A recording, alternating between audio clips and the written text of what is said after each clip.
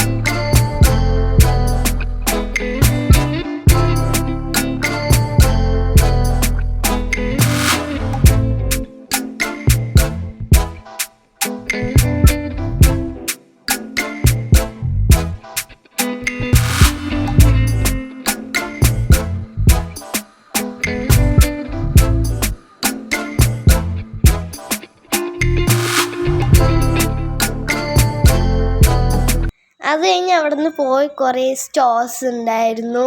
കമ്മൽ, വള, ചെരുപ്പ്, ഫുഡ്, അങ്ങനത്തെ കുറേ സ്റ്റോൾസ് ഉണ്ടായിരുന്നു.